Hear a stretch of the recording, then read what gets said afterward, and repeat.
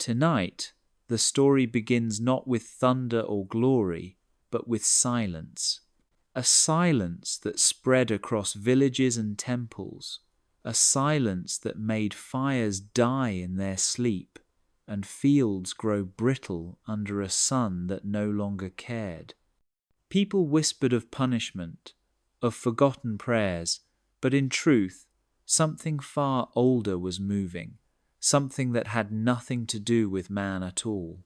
It was the world itself, turning colder, slower, as if holding its breath for what was about to come.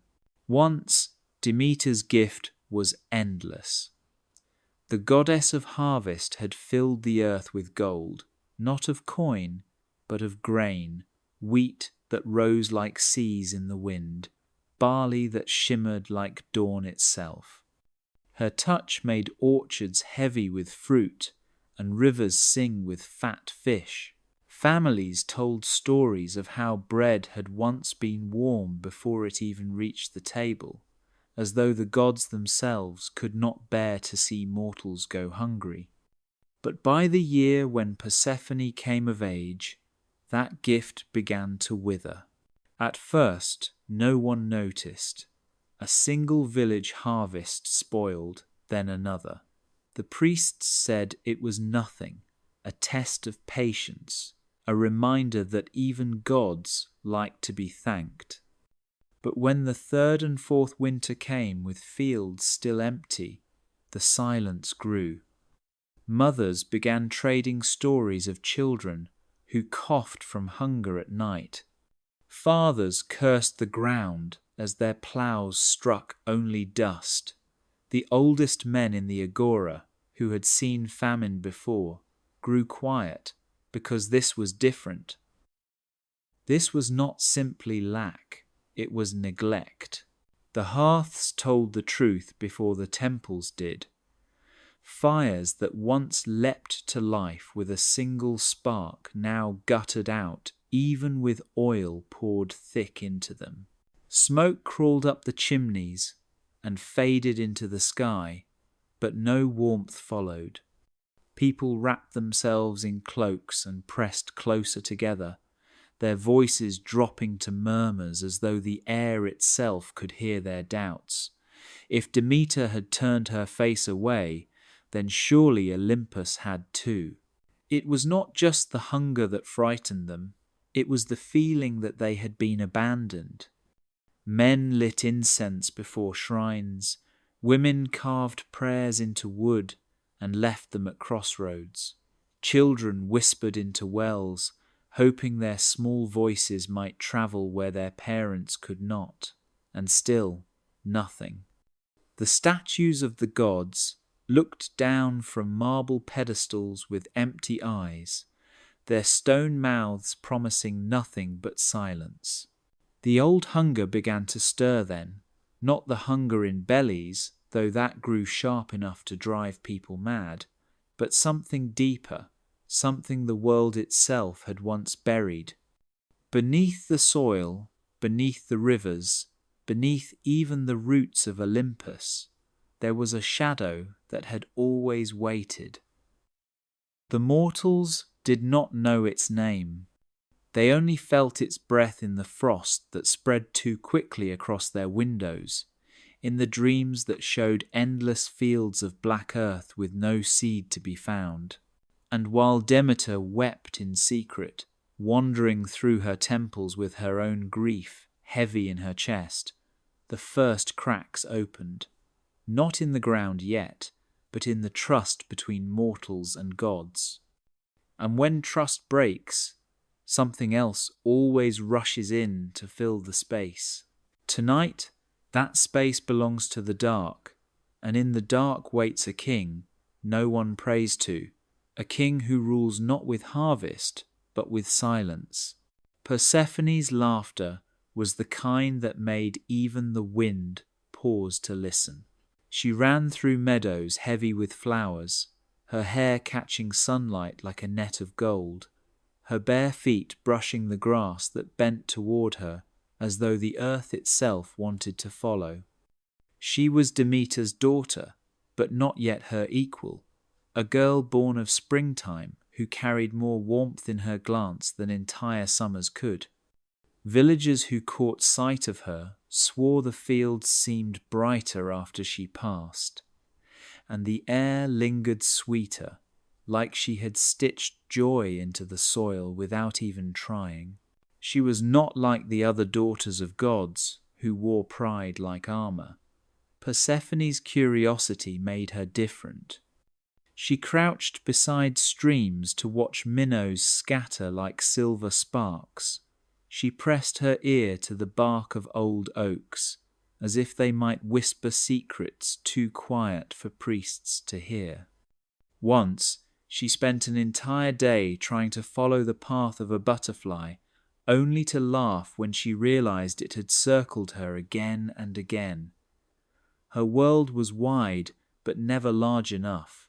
Demeter, proud but cautious, warned her to stay close, to avoid the groves that whispered of other gods, to remember that beauty was as much a lure as it was a gift. But Persephone was spring itself, and spring never stays contained. When she strayed from her mother's side, it was not rebellion, but instinct, the pull of green fields that seemed to sing her name. She was the season made flesh, and every petal, every stalk of wheat, every patch of clover leaned toward her in recognition. It was during one of these wanderings, under a sky clear enough to make the clouds seem like forgotten dreams, that she felt it for the first time.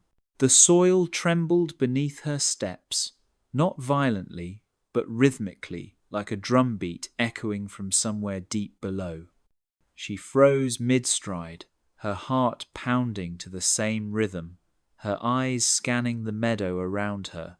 Nothing moved, no beast, no wind, no shadow. The hum was not outside her, it was under her. Persephone knelt and pressed her hand against the ground. The grass curled around her palm, the earth warm and strangely alive. She could not explain it, but she knew it was not Demeter's gift. This was something older, heavier, as though another heart was beating far beneath her own. It made her shiver, not from fear, but from recognition, like hearing a voice in a dream that you are certain has spoken to you before. Her friends called from the edge of the field, their baskets brimming with flowers. They teased her for daydreaming again, asked if she was listening to worms. Persephone smiled and ran to them, her feet quick, her laughter spilling into the meadow. But even as she braided daisies into crowns and danced beneath the sun, her mind kept returning to the hum beneath the earth. She could not say why, but she felt as though something in that deep rhythm was waiting for her, calling to her in a language too old for mortals, too dangerous for gods to admit. The meadow was alive, and she was no longer certain it was only hers. It began as a sound too soft for the others to notice, a crack that whispered beneath the roots of the meadow. The air stilled, as if the world itself leaned in to listen, and then the earth split open. Not with the fury of an earthquake, but with the slow, deliberate motion of something long held back finally exhaling. Flowers shivered at the edge of the seam, their petals trembling as a breath of darkness curled upward like smoke from a hidden fire. Persephone stumbled back, her crown of daisies slipping from her hair. The laughter of her companions froze in their throats as the field tilted, soil groaning like an old door pushed wide.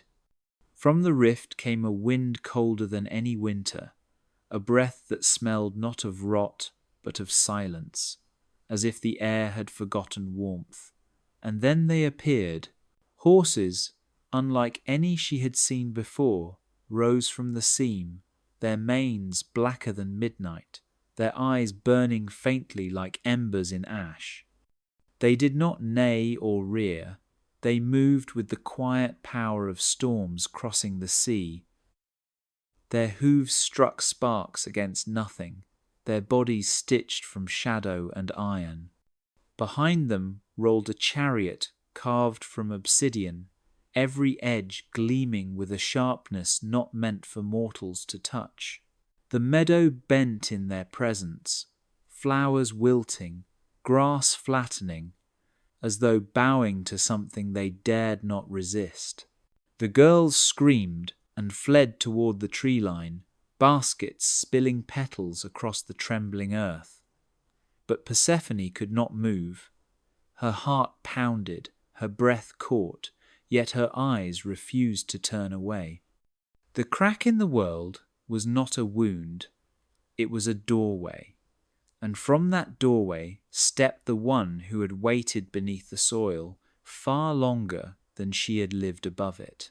The horses stilled, steam rising from their flanks, though they had run no race. Their shadows stretched across the meadow, swallowing colour, swallowing light. The chariot gleamed, not like gold, not like silver, but like the night sky hammered into shape. The seam widened once more, groaning deep in the bones of the earth, and Persephone realized this was no accident. This was invitation. She should have run. Her mother's warnings screamed in the back of her mind, the tales of gods who took what they wanted, the fear of darkness that even fire could not chase away. Yet her feet remained planted. The rhythm she had heard days before was louder now, no longer hidden. The drumbeat of the soil matched the racing of her blood. The meadow did not belong to her anymore. It belonged to him. The king who ruled below the roots, who commanded silence the way Zeus commanded thunder. His arrival tore no temple, called no hymn, but still the world bent in reverence. Persephone stood trembling at the edge of the crack, and though she had not yet seen his face, she knew the shadow had found her. From the seam in the earth, the chariot loomed first, its wheels still dripping with the breath of shadows. Then he stepped forward. Hades, lord of the underworld, king of the forgotten. He was not the monster the stories whispered of, not some beast clawing out of fire, but a man who carried silence like a cloak stitched to his very bones. His figure was tall and solemn, his shoulders bent not with weakness, but with the weight of endless centuries. When his eyes found Persephone, the meadow forgot how to breathe. His gaze was not fire or rage, it was depth. A darkness that was not empty, but full, crowded with the voices of those who had crossed into his realm. It was the stillness of graves, the calm of oceans before a storm. The air thickened, not to crush her, but to press her into understanding. She was staring at a king who had seen every ending, who had ruled over every silence and yet carried no pride in it, only solitude. Persephone's throat burned. She wanted to scream, to call for Demeter, to demand the world close itself again, but the sound refused to rise. Hades did not threaten her. He did not raise a hand, but the weight of his presence pressed on her like an unspoken command. The horses stood utterly still, steam rolling from their nostrils, their shadows stretching longer than the sun could explain. He did not smile, he did not roar. He only looked at her, and that look said what words never could. She was the first light he had seen in an age, and he would not let it vanish. The rift behind him pulsed like a heartbeat, widening and narrowing with the rhythm of something old and alive. The earth groaned, but it was not collapsing. It was holding itself open for him, for her, for the moment when two worlds met. The meadow shivered, blossoms bending as if trying to hide their faces, but Persephone stood rooted in place, her pulse racing with that same subterranean rhythm she had heard before. Hades moved closer. His robes flowed like night made solid, stitched with glimmers that looked like stars drowned deep beneath water. His hands were bare, calloused, not of a god who only watched, but of a king who held what others feared to touch. When he stopped before her, the silence deepened into something almost unbearable, the kind of silence that made mortals weep without reason. For the briefest breath, Persephone thought he might speak, that his voice would shatter the meadow, but he did not. Instead, the world itself seemed to lean in, waiting, listening for what neither of them said. And in that pause, she understood the truth. He was not the villain from old tales. He was a king who had lived too long in the dark, and in her face he saw springtime in its first bloom. The scene pulsed once more. The shadows curled around them like fingers, closing out the light. Persephone's chest rose and fell, her heart thrumming like the drumbeat of the earth itself. And as his gaze locked onto hers, she knew the world above had already lost her. The moment his hand reached for her, the ground obeyed. The seam widened into a wound that swallowed light and air, and the meadow cried out with the sound of tearing roots. Persephone gasped as the world tilted beneath her feet, and before she could pull away, she was lifted into the chariot of shadow. The horses reared once, their hooves striking sparks against nothing, and then they plunged downward. The earth closed behind them like a lid sealing a jar, and above, the garland from her hair tumbled into the grass, the last trace of spring left behind. Demeter felt it at once. Far from the meadow, she paused mid-step in a temple garden, her hands heavy with a basket of figs meant for an offering.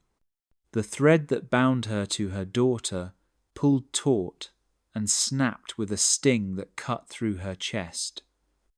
She dropped the figs, the sound of them hitting stone drowned out by the rush of panic in her blood. No prayer could mask it, no denial could smother it. Something had taken Persephone. Below, the descent began. The horses thundered through a tunnel of stone and shadow, their manes wild with smoke, their eyes glowing faintly like dying coals. Persephone clutched the edge of the chariot, her breath ragged, the rhythm of her heartbeat drowned by the relentless pounding of hooves. Around her, walls of rock pulsed as though alive, veins of glowing minerals flickering like lightning trapped in stone. The air grew colder the further they fell, not with the chill of winter, but with the absence of all seasons, the breath of a place untouched by the Sunday. She wanted to scream, but the sound stuck in her throat. The silence of Hades filled every corner, a silence so absolute it devoured her voice before it could leave her mouth.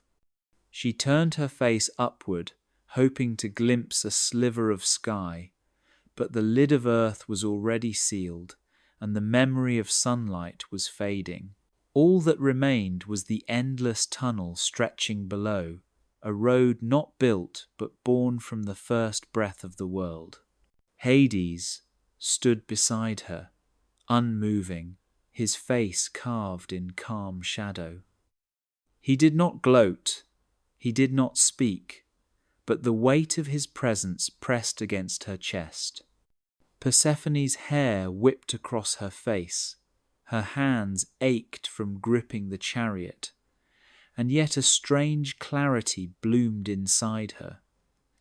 This was not a theft of her body alone. This was the earth reclaiming something it had always known was its own. At last, the tunnel widened into a vast cavern where rivers of obsidian spread in every direction, their surfaces broken by islands of black stone. The horses slowed, their pounding hooves echoing across a chamber so large it felt endless. And for the first time, Persephone saw the faint glow of souls drifting like fireflies in the dark. Their faces were calm, not fearful, as though they had been waiting for her. The chariot rolled to a halt, the air still trembling with the force of their descent. Persephone's chest rose and fell in rapid bursts, her hands shaking, her eyes wide. The last of the meadow was gone, her garland left on the surface where Demeter wept.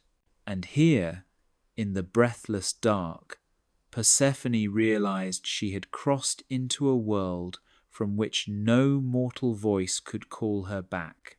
Demeter's cry split the air like a storm breaking over the mountains. She tore through the meadow where Persephone's garland still lay, the flowers crushed and wilting in the shadow of the seam that had swallowed her daughter. The earth was whole again, but Demeter felt the scar beneath her feet, the wound of a world that had stolen what was hers. She called out, her voice shaking the branches of the olive trees and scattering the doves from their roosts, but no answer came. Only silence, cruel and heavy. Her grief burned into rage. She walked from village to village, temples crumbling in her wake as she demanded offerings, answers, signs of where Persephone had gone. Priests fell to their knees, trembling, but none could speak what they did not know. Farmers bowed their heads, their ploughs sinking useless into soil that had already begun to turn cold. In her presence, the grain bent and withered, the vines shriveled, the orchards dropped their fruit before it ripened. She swore aloud that if Olympus would not return her child, then Olympus would eat from empty tables. The fields grew pale as her oath spread across the land. No stalk of wheat dared rise, no barley head dared swell. Rivers slowed until fish starved, herds wandered aimlessly with ribs sharp beneath their skin, and the world grew quiet in a way that terrified even kings. At first they prayed louder, filling temples with incense until the smoke suffocated them. But Demeter did not hear. Her ears were closed to prayer, her heart closed to mercy. She walked into the mountains where hermits whispered of ancient things, but even there the wind carried no word of Persephone. She searched the coasts where the sea foamed with secrets, but Poseidon turned his face away, unwilling to speak. She even climbed the marble steps of Olympus itself, her voice cutting into the halls of the gods. Zeus listened, his face unreadable as thunder clouded his brow, but he offered no answer.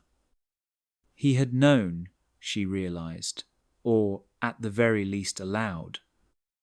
The betrayal burned sharper than her grief. So she cursed not him, not Hades, not even the world that had swallowed her daughter, but the harvest itself. She pressed her hand to the soil and commanded it to sleep. Seeds that once woke eager beneath the spring sun now refused to stir.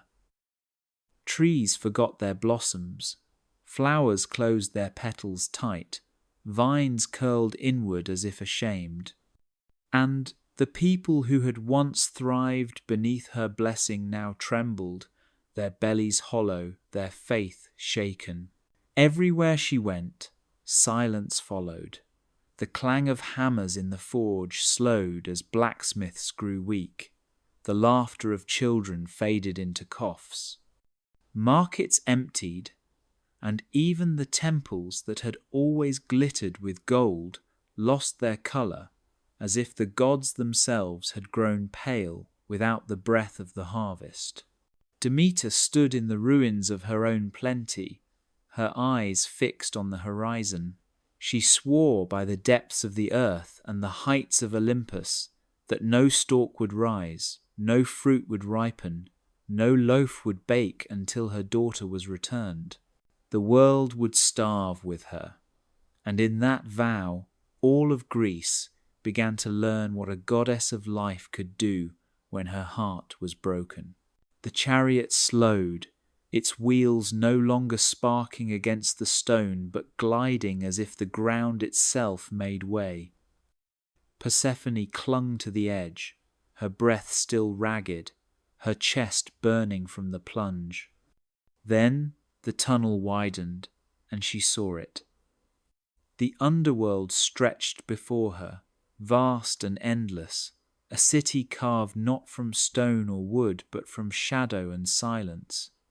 Rivers of salt black water coiled like veins, their surfaces unbroken by wind, their depths glowing faintly as though they carried the last embers of a dying fire. Fields of asphodel stretched into the distance, pale flowers swaying without wind, their roots feeding on the memory of lives once lived.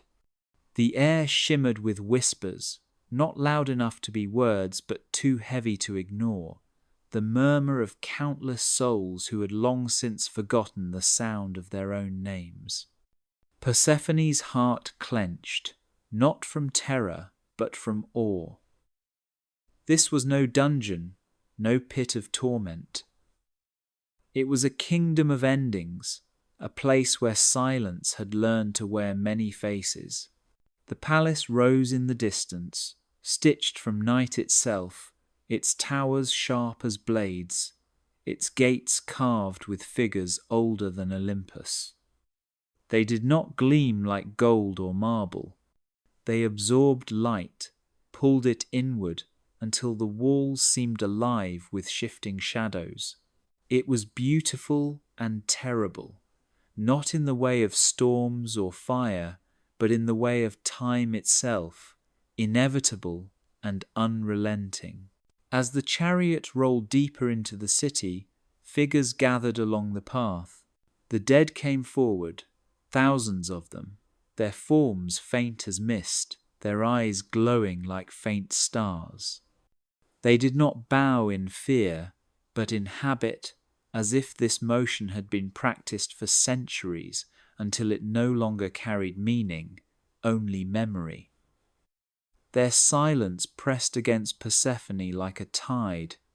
Not one soul screamed, not one soul begged. They simply acknowledged their king and then faded back into the shadows, each step echoing eternity. Persephone wanted to speak, to ask why they bowed, to ask if they could feel, if they remembered who they had been. But her tongue stayed still, her voice buried beneath the weight of so many gazes. The dead did not look at her with hunger or judgment. They looked with recognition, as if they had been waiting for her all along. The chariot finally stopped at the foot of the palace steps. Obsidian doors rose before her, their carvings alive with movement. Serpents of stone twisted slowly, eyes glowing as if they sensed her heartbeat. Hades stepped down first, his presence commanding the silence even deeper. When he turned to her, his hand outstretched, the world itself seemed to pause. Persephone hesitated.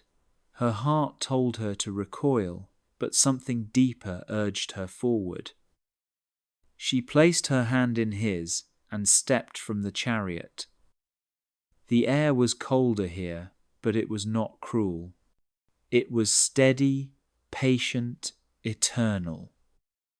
And as she looked at the palace, at the city of quiet flames, She realized she had crossed into a world where life did not end. It only waited, and it was waiting for her.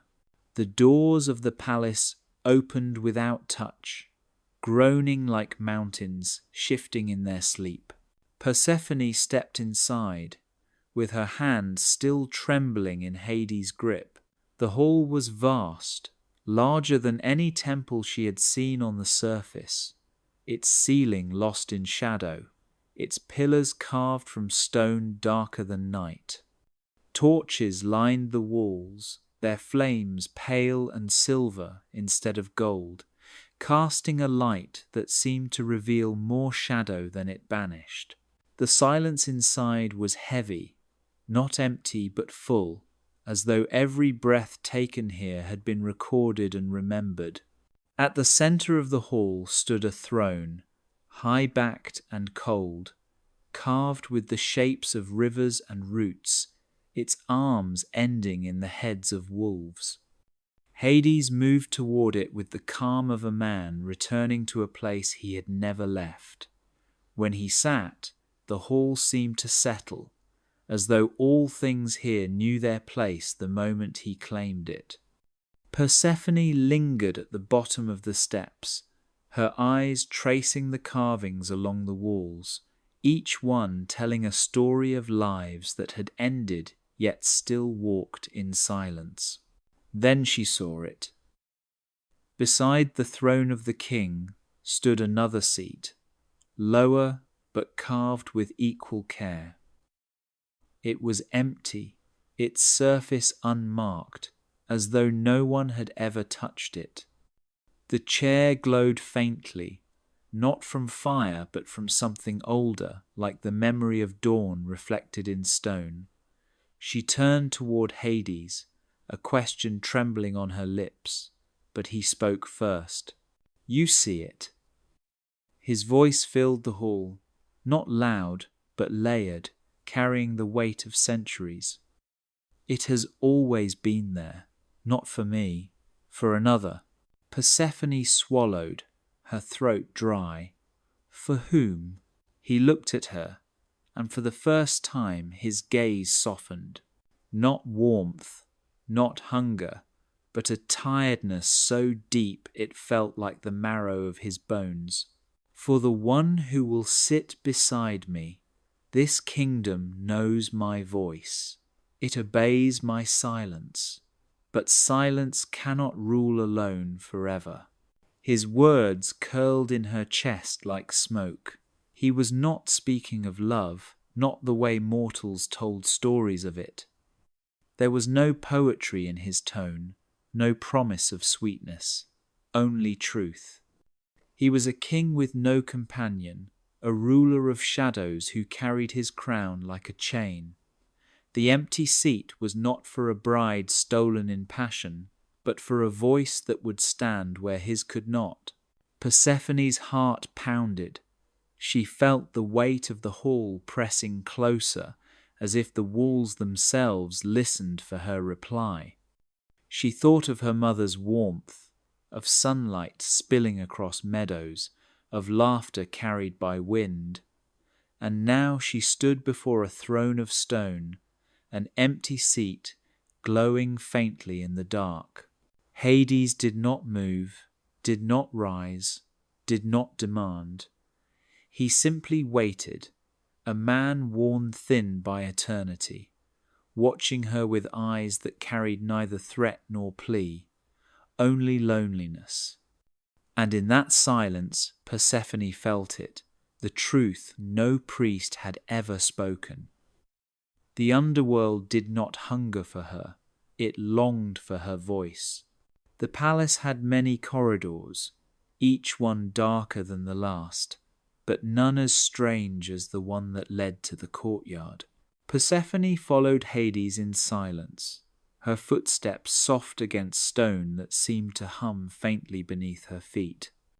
The air grew warmer as they walked, not with the fire of the sun, but with a hidden heat, steady and alive, like the breath of the earth itself. When the corridor opened at last, she stopped. The courtyard was unlike anything she had imagined could exist below the surface. Vines curled up the walls, though they had never seen daylight, their leaves dark green and waxy, shimmering faintly under a silver glow that had no source. Flowers bloomed in colours she did not know names for, their petals glowing with the faint blush of dawn. And at the centre stood trees heavy with fruit, pomegranates that glowed like embers, each one suspended in the air as if the night itself had chosen to hold them in place. She stepped forward, her breath catching. The garden did not smell of decay. It smelled of spice and honey, sharp and sweet.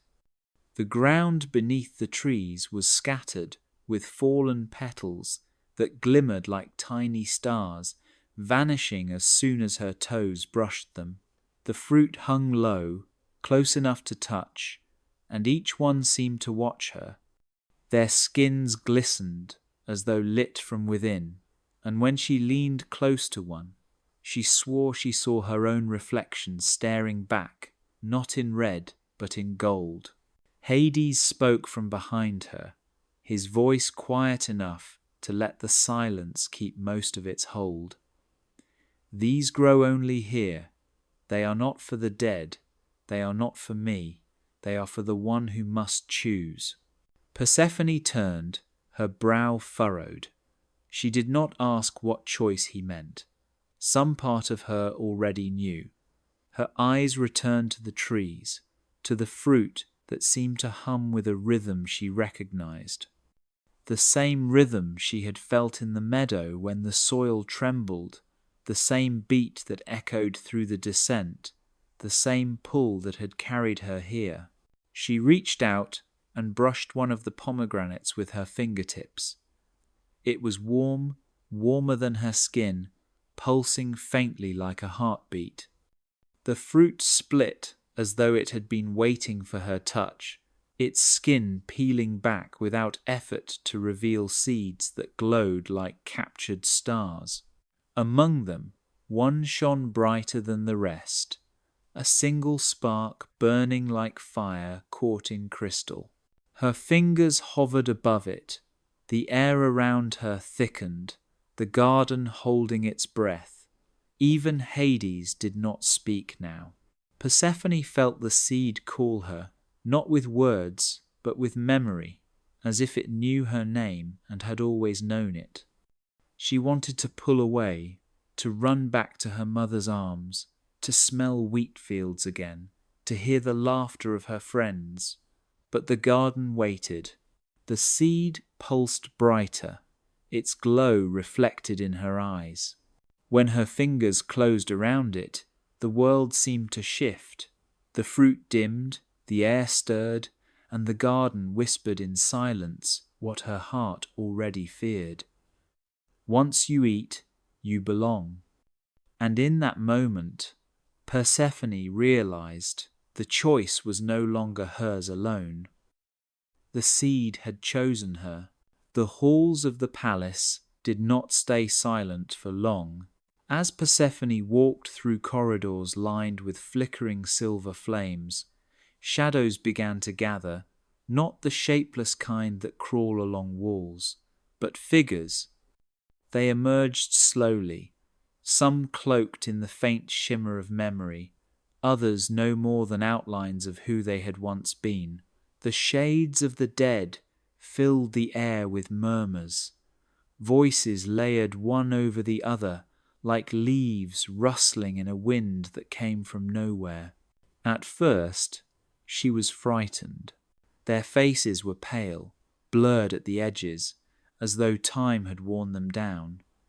Yet none reached for her, none cursed or pleaded. They simply spoke, each one carrying a story in their faint, fading tones. A warrior with a scar cut across his cheek bowed low and whispered of a battle lost not to swords but to betrayal. A mother clutched the echo of a child in her arms and begged Persephone to remember the sound of lullabies, so that the memory would not vanish forever. A poet who had never been published recited fragments of verses, each word trembling as though afraid to be forgotten. Persephone listened. She listened until her heart ached. Their stories were not grand like the epics sung in temples. They were small and human, filled with pain that still lingered after the flesh had gone. It struck her that death did not erase sorrow, it preserved it, each wound carried into eternity like a scar carved into stone. And as she stood among them, the shades leaned closer, drawn not to her power, but to her silence, to the way she listened without judgment. One shade, a girl no older than herself, whispered of a love left unfinished, of a hand she had never held because fate had stolen time. Another, a king from centuries past, confessed that all his victories had turned hollow the moment he crossed the river and left his people behind. Their voices layered into a chorus of grief, each note trembling with longing, with the ache of being remembered only halfway. Hades watched from the shadows of the hall, his face unreadable. He had ruled them for centuries, commanded their obedience, kept order among the restless. But Persephone was not keeping order. She was giving them something else, something the kingdom had not known it needed. She gave them ears that heard. The longer she stayed, the more she understood. Ruling was not simply issuing commands or holding a throne carved of stone. It was knowing what lingered in the hearts of those bound to you, and bearing it without turning away. Every whisper she carried felt heavy, like seeds placed in her hands, seeds she would one day plant in the soil of her decisions. When at last the shades faded back into the walls, Persephone's chest was tight, her eyes stung with tears she did not let fall. She stood in the quiet hall, her heart still echoing with voices, and realized something had shifted. The underworld did not just belong to Hades. It belonged to her now too, because she had heard what still hurt, and the kingdom would remember that she had listened. The throne room was cold, but not empty.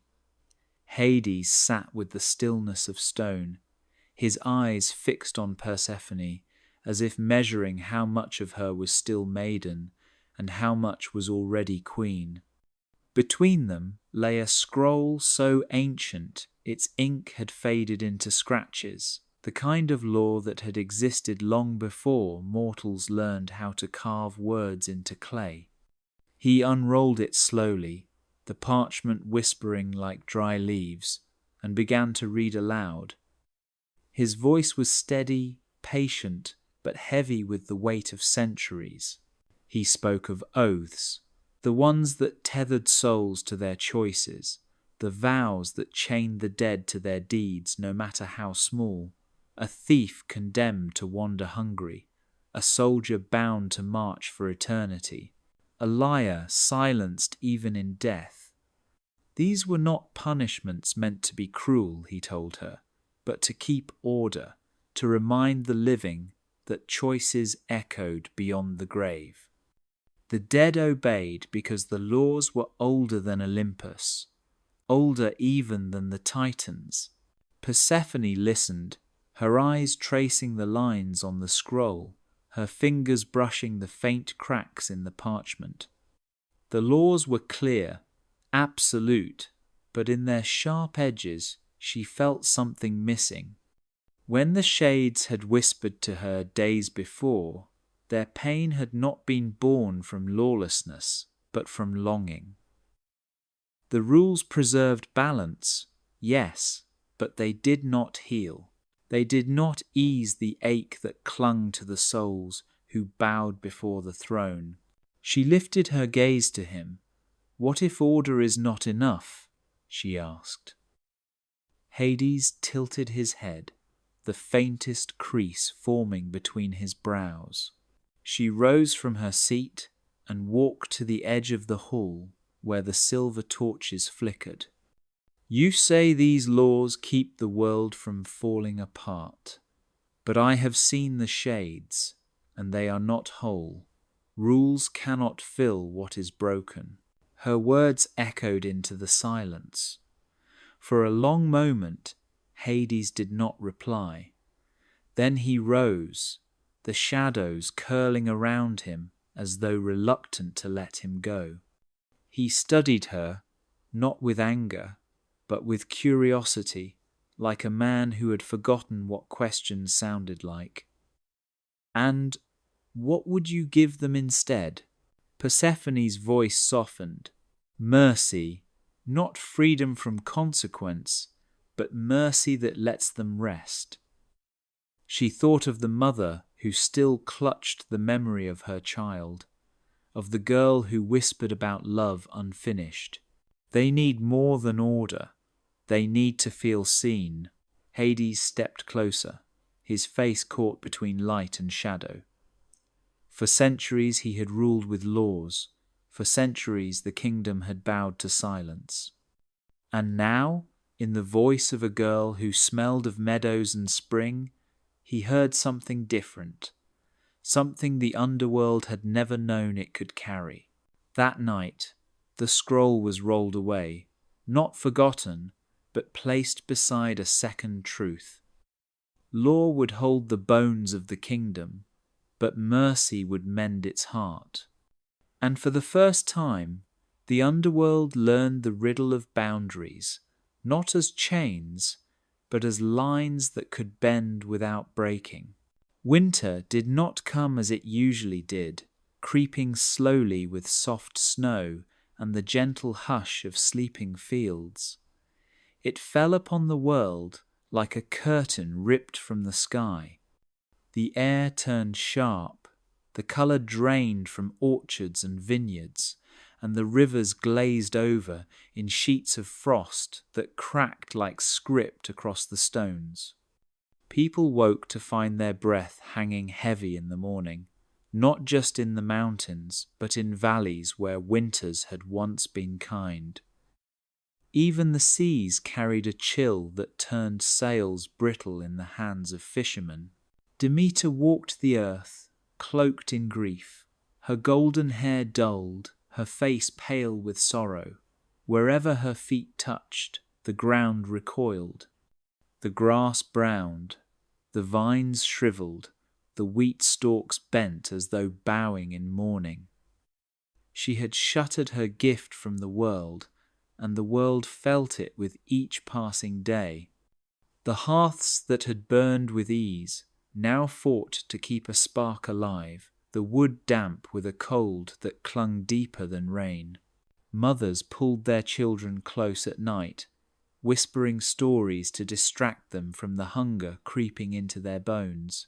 In the markets, silence replaced the usual chatter of bargaining voices. Tables stood empty, the baskets once heavy with figs and olives now bare, only shadows left behind. Kings sat in their halls, their crowns tilted low, their advisers speaking in rushed, fearful tones. They sent envoys across the land, searching for food, trading gold for grain that did not exist. Temples overflowed with offerings, the smoke of incense so thick it choked the priests, but the sky gave no answer. Prayers rose into silence, thin as frost, vanishing before they touched Olympus. People began to blame one another. Farmers accused priests of failing in their rituals. Priests accused kings of angering the gods. Kings accused their neighbours of hoarding what little they had. But none dared speak against Demeter herself. They feared her too much, feared the cold that seemed to walk in her shadow. They whispered instead, saying the goddess had lost something more precious than grain, that the world was paying the price for her grief, and though they did not know the truth, they were not wrong. The children suffered first. Their thin hands reached for bread that no longer baked, their eyes dimmed by hunger. Some fell asleep beside dead fires and did not wake again. Villages mourned quietly, their cries muffled by snow, and still Demeter's oath held. She wept as she walked the fields, but she did not turn back. Not until her daughter returned would the earth know warmth again. By the 12th day of the harshest frost, even the gods began to notice. They looked down from Olympus at the barren world and felt the weight of silence settle over them. Mortals no longer sang their praises, no longer lifted wine in their names. They only huddled by dying fires and whispered of survival. Demeter's grief had become a famine, and her famine had become a weapon. The world was learning what winter truly meant when spring itself had been stolen. Hermes had always moved easily between realms. His sandals, feathered and quick, carried him across oceans and mountains in the time it took others to draw breath. He laughed in the company of mortals, traded riddles with kings, and delivered secrets between gods without ever letting his smile fade. But this time, his grin was dulled, bent at the edges by worry he could not joke away. For even he, the trickster who loved no silence, could not ignore the sound of a world starving. The order had come from Zeus himself, spoken in thunder that rolled across Olympus. The decree was simple in words, impossible in weight. Balance must be restored. Mortals could not live without grain. The gods could not live without mortal faith. Demeter's grief was pulling both into ruin, and so Hermes was chosen to go where few dared. He would find the seam again, the crack in the earth that had swallowed Persephone, and deliver the will of Olympus to the Lord who ruled below. When he reached the meadow, it was no longer a place of colour.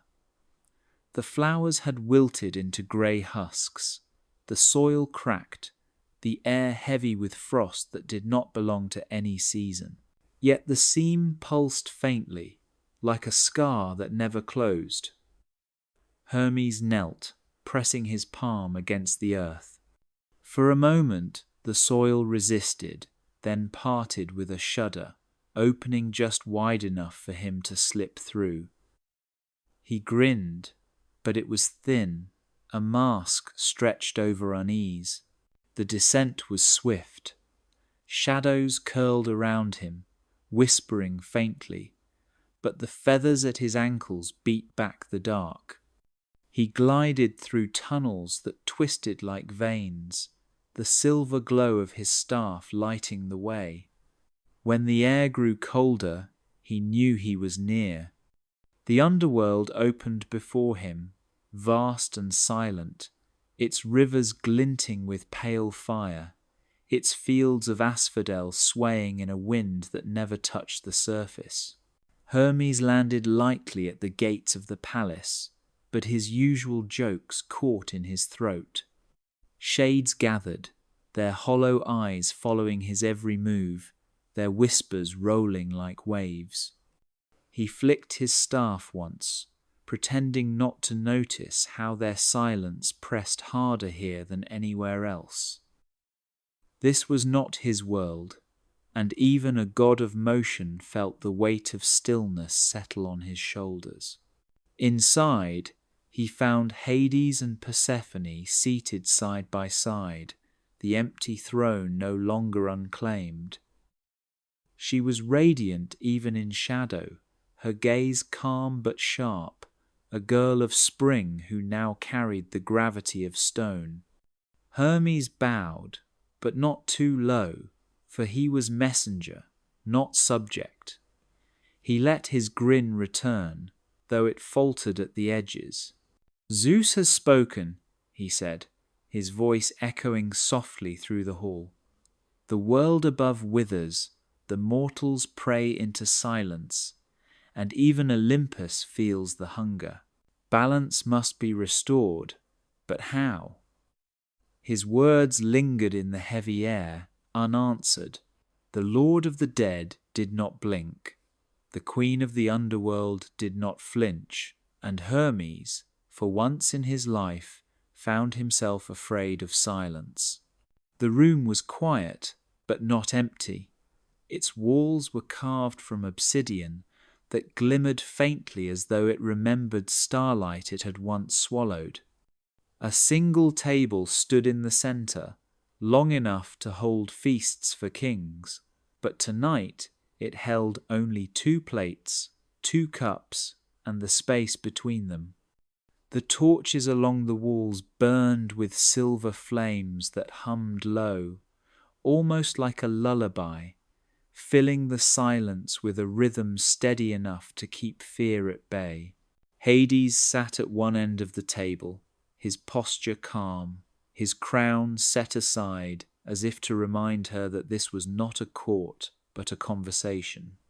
His hands rested on the stone surface, scarred and calloused, the hands of a king who ruled by bearing weight rather than raising blades.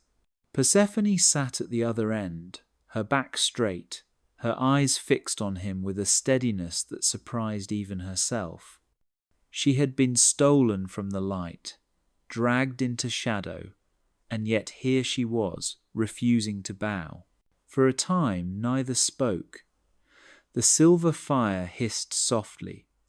The cups remained untouched, the silence stretching long enough to feel like another guest at the table. Then Hades leaned forward slightly, his voice low but clear. "I will not lie to you. I took you from the world above because the underworld had need of you." His words did not waver. There was no mask of flattery, no cloak of excuses, only honesty, heavy and unadorned. Persephone's jaw tightened, but she did not look away. "Need of me, or need of a queen to fill your empty throne?" she asked. Her voice did not rise in anger, but in challenge, sharp and unflinching. The question lingered, hanging in the cold air between them. Hades did not recoil. He met her gaze with the weight of centuries behind his eyes. "Both," he said simply. "This realm listens only to me, and that is its weakness. A king alone becomes an echo, but a king and queen." His words trailed, as if he himself was still searching for their ending. Persephone's fingers brushed the rim of her cup, her thoughts racing faster than her heart. "You speak of balance, yet balance cannot come from force. You cannot demand it. You cannot steal it." Her words cut softly but firmly, the way a blade slips between armor. Something flickered across Hades' face. Not anger, not shame, but recognition. The kind of recognition that comes when truth is spoken aloud after too long in silence.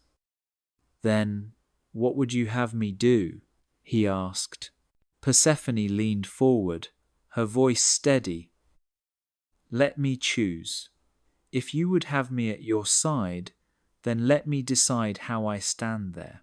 The words settled into the stone walls like roots digging deep. The torches flared, the silver flames bending, as though they, too, were listening. Hades lowered his gaze for a moment, and when he looked back at her, the smallest trace of something human, something fragile, flickered in his eyes.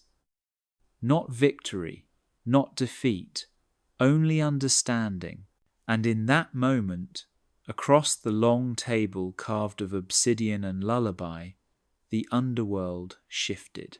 Not because of power, but because of honesty, met with questions brave enough to break the silence.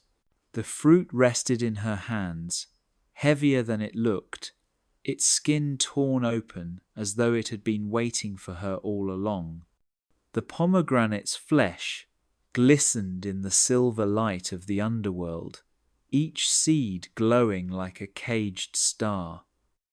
They pulsed softly, 6 of them, 6 small suns suspended in red. Persephone stared, her breath caught between fear and curiosity, hunger and hesitation. The garden around her held still, every leaf, every shadow, watching her as if the whole realm waited for this moment. Hades stood nearby, silent. He did not urge her, did not reach out his hand. His eyes carried no command, only a quiet endurance, as though he had already resigned himself to whatever choice she might make. But the silence itself was a pressure, a question she could not escape. Her fingers brushed one seed, then another, their warmth seeping into her skin. Her stomach, empty since her descent, tightened painfully, reminding her that she was still mortal enough to feel hunger. But it was not just hunger that pulled her.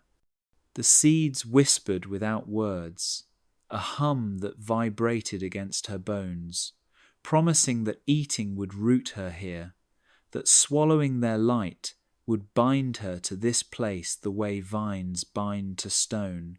She thought of her mother, Demeter's arms that smelled of wheat and honey, the fields that sang in springtime when Persephone ran through them with laughter in her chest. She thought of the surface, the taste of figs, the warmth of bread fresh from the fire. Her lips trembled. Could she give all that away? But another thought slipped in, quiet and uninvited. Here in the underworld she had been heard. The shades had spoken to her, trusted her. Hades had shown her the empty throne, and though his words were cold, they were true. Here she was not just Demeter's child, not just a maiden of meadows, but something more, someone who could carry weight. The seeds seemed to know that, to call to it. She lifted one to her mouth. The skin burst beneath her teeth, sweet and sharp all at once, juice running like fire down her throat. She gasped, the taste overwhelming, as though the world itself had pressed into that single moment.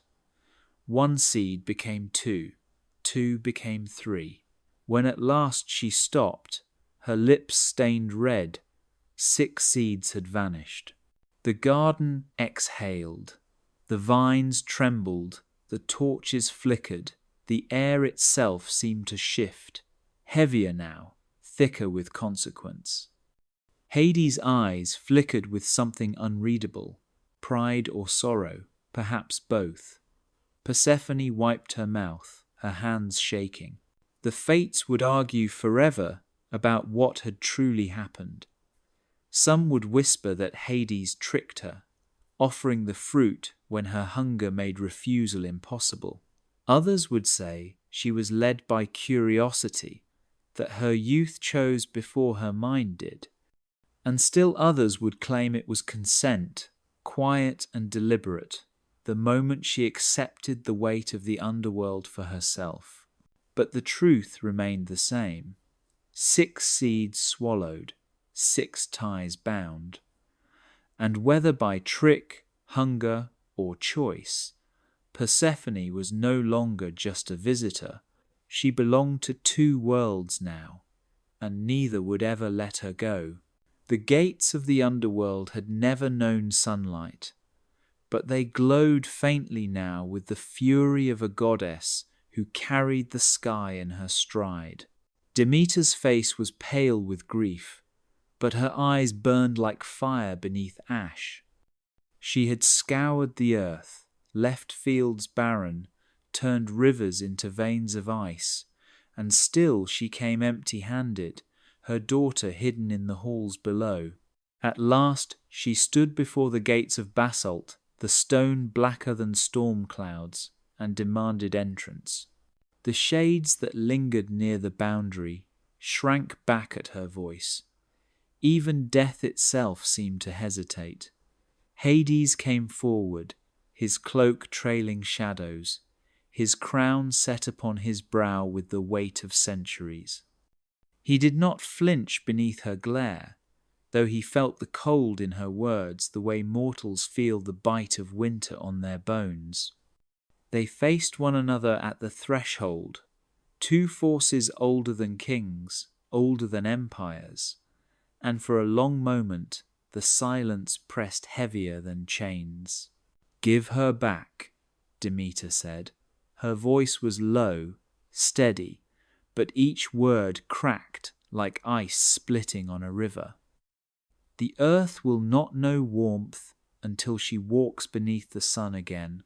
Hades studied her, his expression unreadable, his eyes carved from the same darkness as the gate behind him. "She is here because she has eaten," he said at last. "The seeds bind her. You know the law, Demeter. Even you cannot break it." The wind shifted, though no wind belonged to this place. Demeter's grief hardened into rage. "You speak of law while children starve, while temples rot, while mortals bury their dead in snow. Your kingdom thrives on silence, but mine on life. Without her, life ends." Hades' jaw tightened. "Without her, my realm is only shadow," he replied. "Do you think I do not know hunger? Do you think I do not know loss? She is not a prisoner. She is queen, and the choice was not yours to make." Their words clashed like storms colliding, the air around them trembling with the force of their fury. The stone beneath their feet cracked, thin fissures glowing faintly as though the world itself feared what would come if either one struck first. Shades gathered at a distance, whispering in fear, their hollow voices carrying the sound of panic through the dark. But neither god raised a hand. For all their wrath, for all their power, they both knew what destruction would follow if they turned their grief into war. Demeter's breath misted the air like frost. Hades' cloak curled around him like smoke, and still they stood unmoving, unyielding. It was not the gates that broke that day, but the silence. Their voices rose and fell, winter against stone, grief against shadow, until even the dead held still. And though the underworld trembled, it did not break, for the world above and the world below were bound now not just by law, but by love that neither goddess nor king could unmake. Olympus had heard the cries of mortals, the silence of temples, and the bitterness of smoke rising from barren fields. At last the king of gods could no longer ignore what the world had become. Zeus sat upon his throne, the sky beyond his hall bruised with stormlight, the air thick with the scent of rain that would not fall. Around him the other gods gathered, each carrying their own silence, each waiting for his voice. He lifted the weight of thunder in his hand and let it tremble there. The sound of storms held still, as if even the sky awaited his verdict. Demeter stood below the dais, her face pale with grief but unbroken, her golden hair dulled into strands of ash. She had walked the earth and seen its hunger. She had heard the prayers that rose like frost into nothing. She spoke without bowing. "The world will not grow while my daughter is gone. Return her, and life will return." Her voice carried no plea, only certainty, a sentence delivered to the skies themselves. Hades stood at the other side, his cloak trailing the dark of the underworld across the marble floor. His crown glinted faintly, heavy with silence, and his eyes never left the King of Gods. "She has eaten," he said. "The seeds have bound her. The law is older than Olympus, older than you. To deny it would shatter more than famine ever could."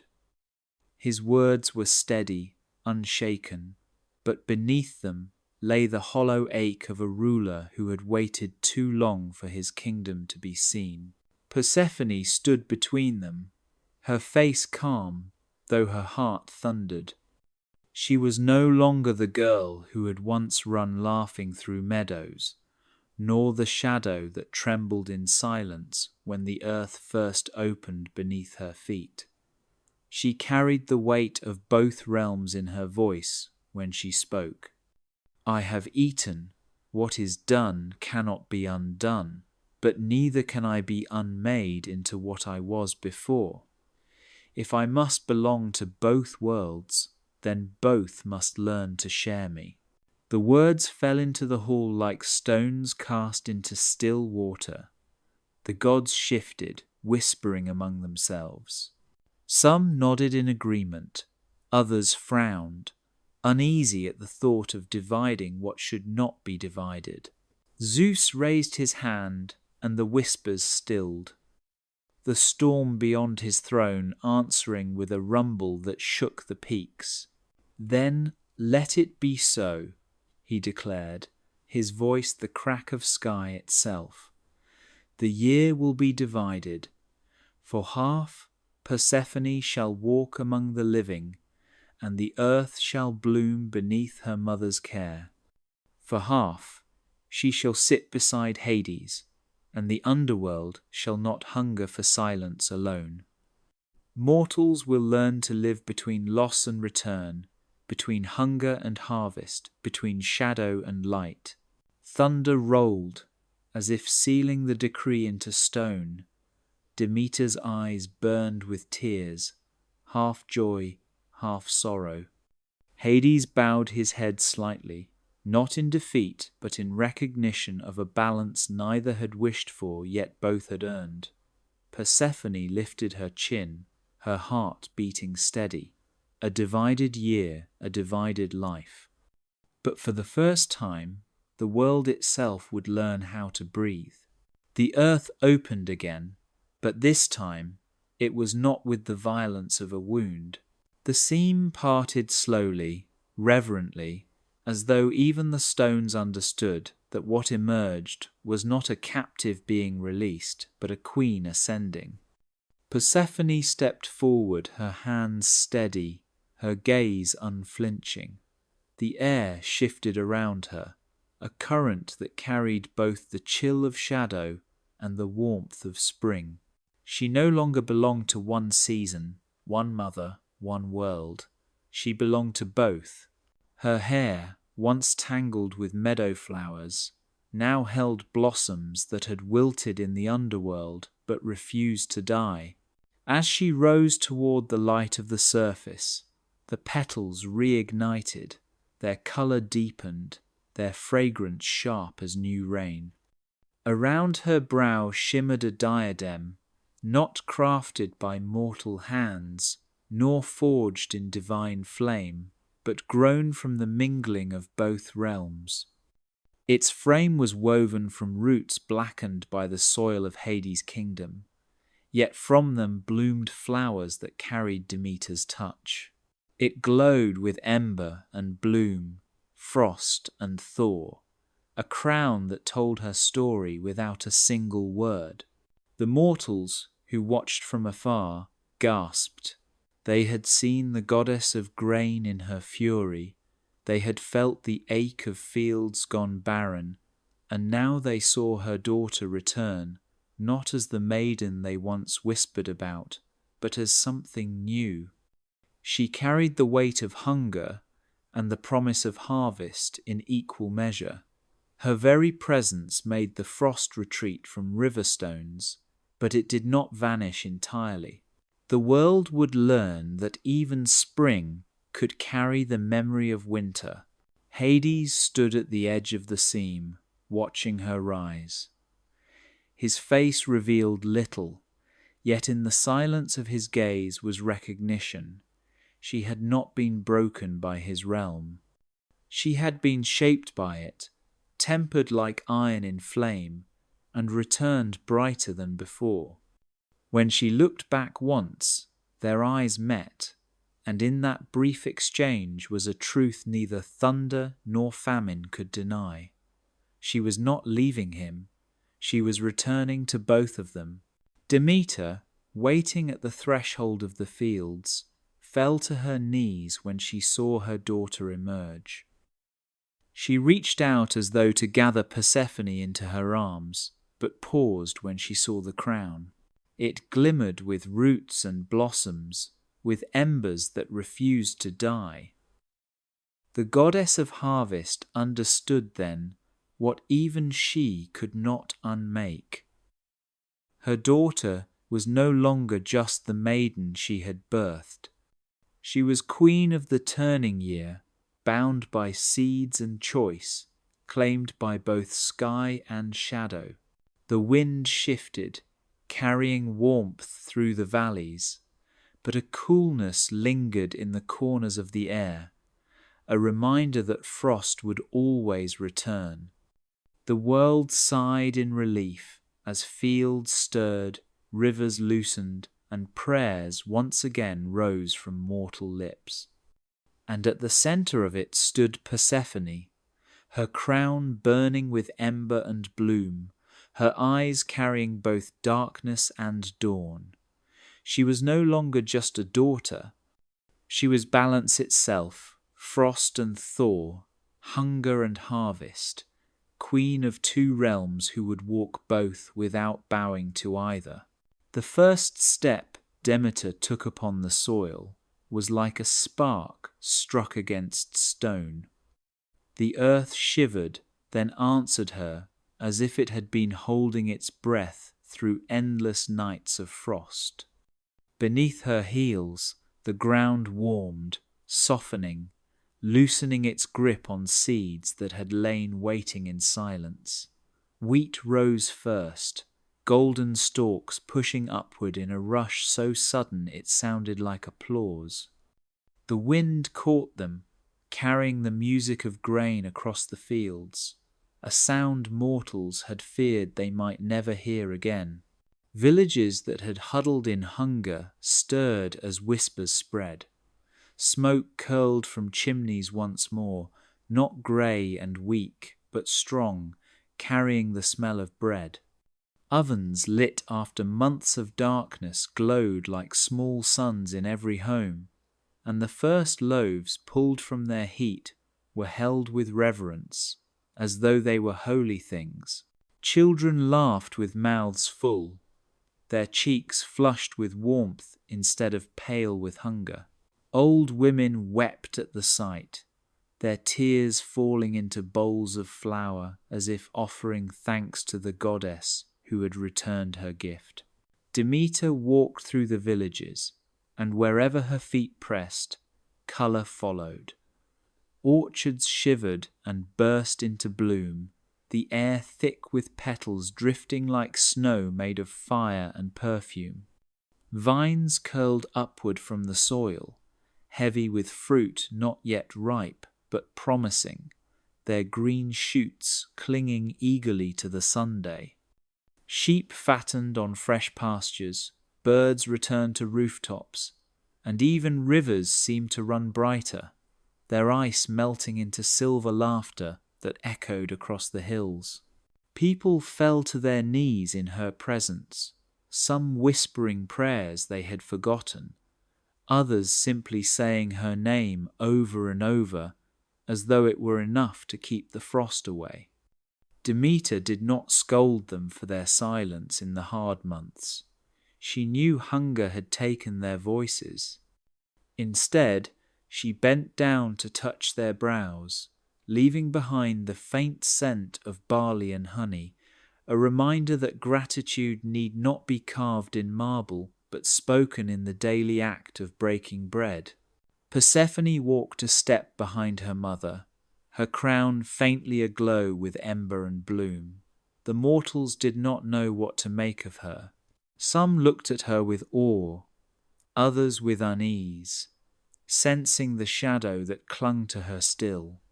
Yet, wherever her gaze lingered, violets rose at the edges of fields, small and bright, as if reminding the world that even darkness can bloom. Children who had never seen her name embroidered in temples reached for her hand, and when she smiled, they smiled back without fear. The first spring after famine was not simply a season, it was a rebirth. Ovens glowed like altars, fields swayed like choirs, and every grain that bent in the wind seemed to murmur a name, soft but certain, gratitude. For the world had learned what it was to be without, and now it learned again how to give thanks, not just with prayers, but with feasts, with laughter, with the warmth of wheat passed from hand to hand like a blessing. The turning of the year did not come with thunder or decree. It came with a soft knowing, a tug in Persephone's chest like the pull of tides. Spring had sung its course, summer had burned its harvest, autumn had folded the earth into sleep, and now winter's edge whispered her name again. She did not wait for the ground to split open beneath her feet. She walked her own path, the grass fading into frost behind her, the air cooling with each step until she reached the seam. With no fear, she descended, her crown glowing faintly with ember and bloom, her hands steady at her sides. The underworld welcomed her differently now. It no longer felt like a prison's breath, but like a hall waiting for its queen to return. The rivers whispered in recognition, the shades bowed not in silence, but in relief. Persephone did not come as a stolen child. She came as one who had chosen, and with that choice, the kingdom itself seemed to lean closer, listening. Her first act was not to command, but to change. She walked the long halls of judgment and found souls waiting in endless lines, their fates sealed by laws older than memory. Hades had taught her the weight of those laws, how oaths and choices bound even beyond death. But she had also listened to the murmurs of the shades, the stories that ached with longing, with mistakes too small to deserve eternity's punishment. She spoke, and the laws bent without breaking. She reformed crossings so that those who came heavy with sorrow did not wander blind. She eased the weight of oaths that had been made in ignorance, allowing mercy to meet law where it had never been allowed before. Word spread quickly through the shadows. The queen listened. The queen remembered. A thief who had once stolen bread for his starving child found himself placed not among the cursed, but among the fields of asphodel, his penance softened into patience. A mother who died with her child, clutched close, was allowed to keep the echo of that embrace, their souls bound together so they would not wander apart. Even kings, stripped of their crowns, found a gentler hand in her rulings, not forgiveness, but understanding. She did more than rule, she planted. In courtyards that had only known stone and ash, she sowed seeds brought from the surface, coaxing blossoms where no sun touched. Orchards grew slowly, their fruit faintly glowing in the twilight, a gift to the patient who had forgotten what sweetness tasted like. The shades gathered beneath the branches, sitting in silence that felt less like punishment and more like peace. Hades watched her from the throne, his silence no longer heavy with loneliness but lighter, as though her presence had carved space into it. He did not question her changes. He knew the kingdom was stronger for them, for her. Persephone had learned from the dead, and now the dead learned from her. In her hands, the underworld became not only a place of endings, but a place where patience bore fruit, where law was tempered with mercy, where winter itself began to feel like something more than loss. The Hall of Thrones had always been a place of silence, its walls lined with shadows that bent only to Hades' command. For centuries he had ruled alone, his word carried like iron through the underworld, his silence as final as the grave. But when Persephone returned to sit beside him, the silence changed. It softened, widened, became a space where more than one voice could be heard. The throne that had stood empty for ages was no longer waiting, and Hades, who had carried the weight of eternity alone, yielded his space not in weakness but in recognition. He did not vanish into her presence, nor did his crown dim. If anything, his rule deepened. With Persephone at his side, his judgments carried balance, tempered by her questions, sharpened by her listening. He spoke still with the authority of stone, but she wove through his rulings the patience of soil, the understanding that endings could also be beginnings. Where he declared order, she taught mercy. Where he demanded silence, she offered attention. Together they transformed the very rhythm of the underworld. The shades began to notice first. Where once they had feared the summons of the throne, they now came with quieter steps, less dread in their hollow eyes. Punishment was still given, for law could not be undone, but punishment no longer sounded like thunder. It became passage, a recognition of what had been done and what must still be born, but with paths laid clearly, with rituals to guide them.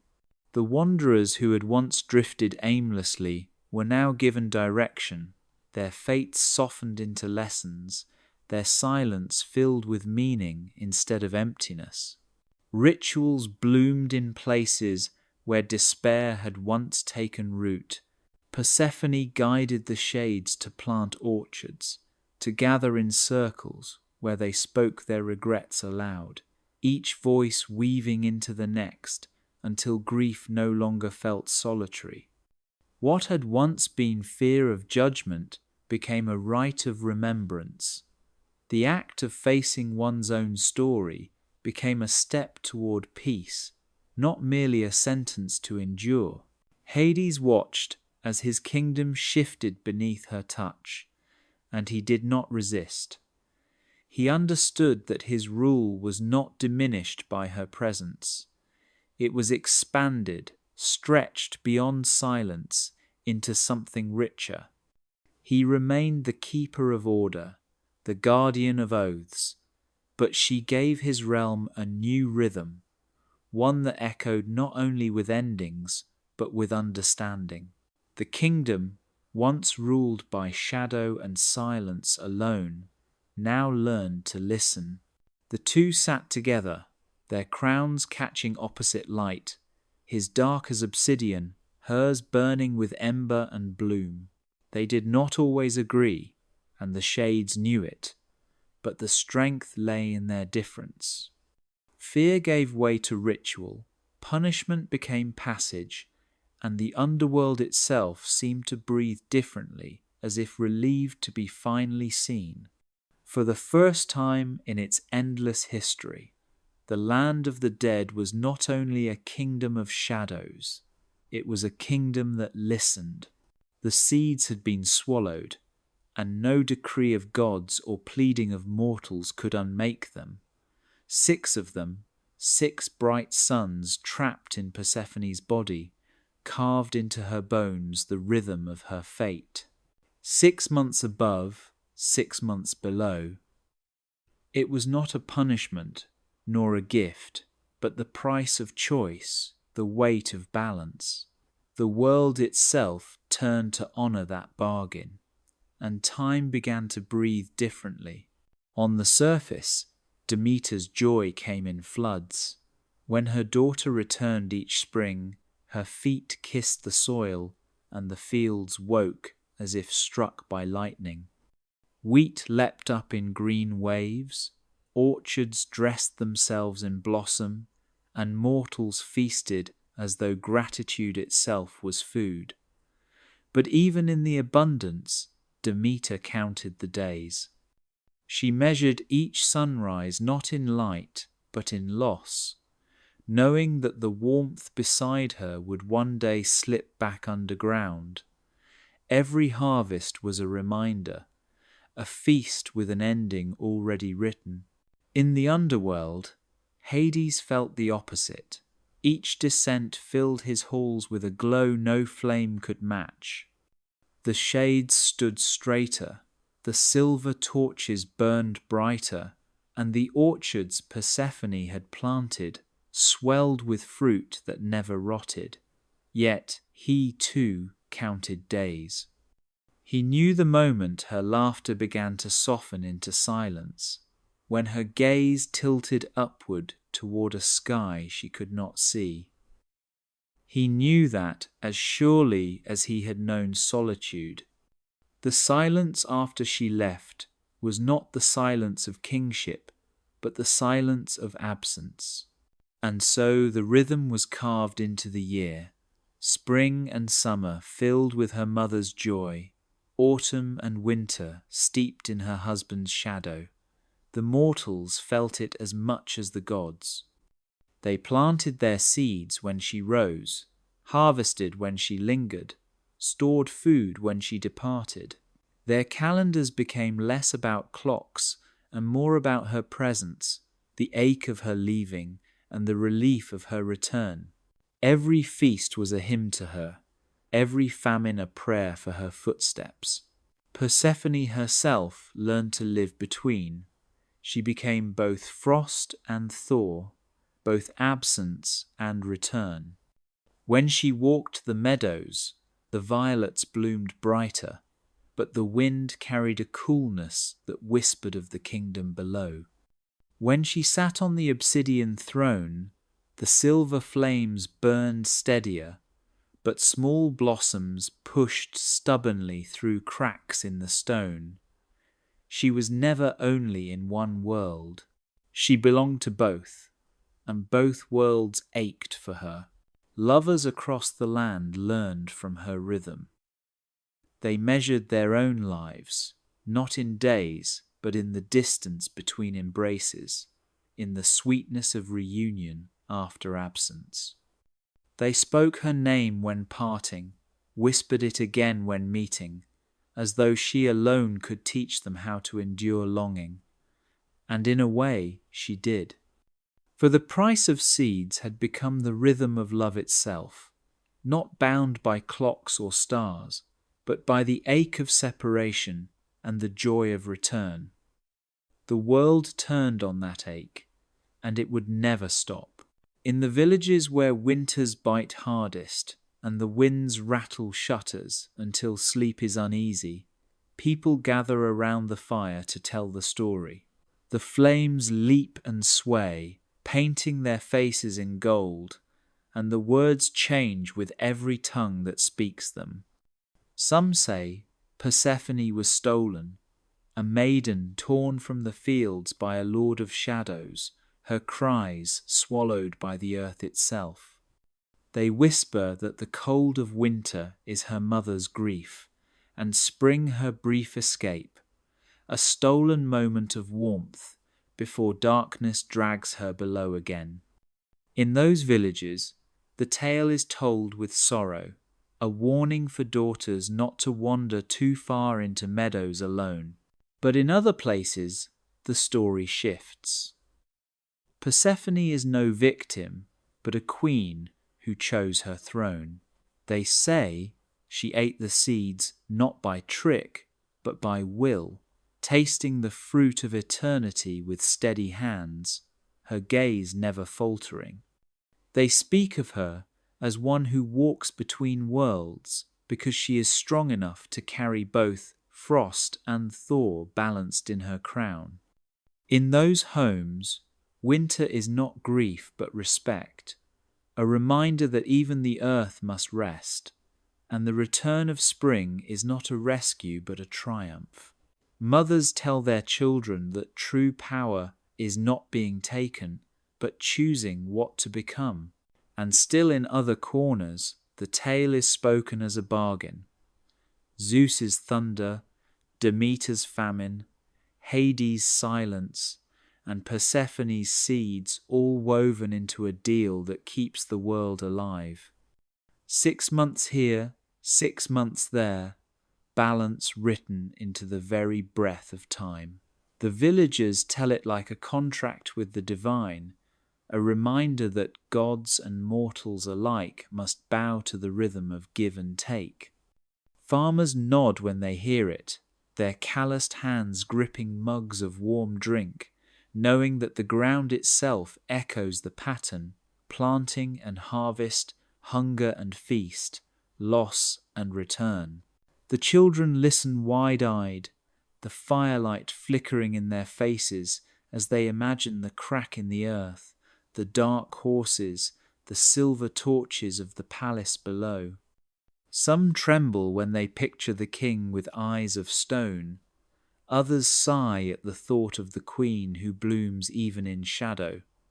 They do not know which version is true, and perhaps none of them are. But each tale holds a piece of something real, each one a thread in the tapestry of seasons. As the stories are told, the fire crackles louder, as if answering, as if it too knows that its warmth is borrowed, its light a fragile promise in the long night. The people pass bread, pour wine, and remind themselves of what the tale has always meant, that no season lasts forever. Winter ends, spring returns, and between loss and reunion lies the rhythm that keeps the world turning. In every version, Persephone's name is spoken, and that is enough to keep the story alive, carried from hearth to hearth like flame. There is a quiet that falls between the fading of autumn and the return of spring. It is not the loud silence of storms, nor the sharp stillness of frost, but something deeper, steadier, like a breath held in the chest of the world. The fields lie bare, their stubble brittle beneath the grey sky, the rivers sluggish with ice. To most it seems as though nothing lives, as though the earth has folded itself into death. But if you kneel down, if you press your ear close to the soil, you will hear it, a faint hammering heartbeat. It is the sound of seeds sleeping, waiting in their hidden chambers for the call of warmth. It is the rhythm of roots that still cling deep in the frozen ground, their threads humming with patience. It is the echo of Persephone's descent, her steps carried down into the underworld like a drumbeat that the earth has never forgotten. The mortals do not always notice it, caught in the hunger of winter, but the world remembers. The heartbeat tells the story without words. It says that descent is not the end. It says that return is certain, though it may feel far away. It carries the promise that even in darkness, something is stirring, something is growing in silence. Persephone carries this truth in her crown of ember and bloom, in her footsteps, that split frost and coax flowers, in her voice that speaks to both the living and the dead. Her rhythm has become the rhythm of the earth itself. When the snow softens, when the rivers begin to loosen, the heartbeat grows louder. Farmers hear it in the groan of thawing soil. Children hear it in the rush of streams. Mothers hear it in the cry of lambs born beneath cold skies. It is the reminder that winter does not last, that grief does not swallow forever, that silence is only half of the song. The other half is return. The gods know it too. Demeter feels the pulse in the grain she guards, the steady promise that her daughter's footsteps will one day press the earth again. Hades hears it in the halls of stone, a steady sound that keeps the underworld from collapsing into endless shadow. And Persephone herself, walking the two paths of her life, knows that she has become that heartbeat, the rhythm that ties both realms together. The mortals tell the story in their own ways, around hearths and in fields, their voices carrying into the air like seeds scattered on wind. But the earth itself is the true storyteller. In every frost, in every thaw, it whispers the same lesson, that endings are not final, that darkness is not empty, that the year without end is not a circle of despair, but of hope. For always, always, beneath the silence, there is something growing,